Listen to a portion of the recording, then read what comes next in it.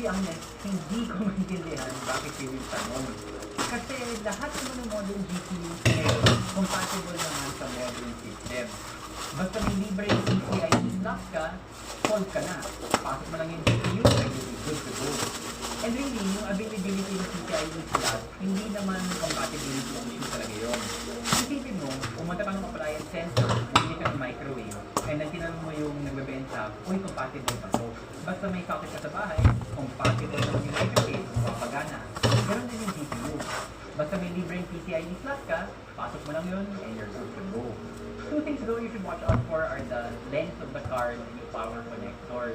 Siguraduhin mo na yung sukat ng card, mapapasok mo physically into your case. Common naman itong measurement na to, mabilis mo makita to sa specifications ng brand. Yung pinakamahabang cards ngayon, roughly around 325mm, pero sobrang high-end na nun. Check mo lang yung length ng GPU mo, tapos compare mo rin dun sa specs ng case mo. Usually nakalagay rin naman yun, GPU max VRAM. Yun, compare mo lang yung dalawang numbers na yun, GPU length and GPU VRAM ng case. Sigurado na mapapasok yung GPU sa phone mo.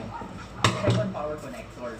Although hindi ito usually problem kung branded naman yung PSU mo, generally yung power connectors na kasama doon, yun naman kailangan ng GPU. Again, this usually only crops up on the very high-end cards kasi yung mga high-end na 3000 series here ni NVIDIA, paminsan kailangan yung tatlong 8-pin connectors.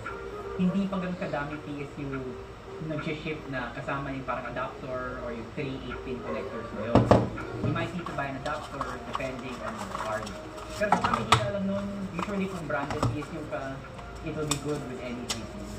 But even again, these two, size and power connectors aren't really about compatibility. Sa tingin ko, pag nagtatanong yung customer kung compatible, yung tinatanong talaga niya kung bottleneck. Magkaiba kasi yun. Yung compatibility, sinasagot niya kung gagana ba yung card sa system mo. Yung bottleneck is about efficiency.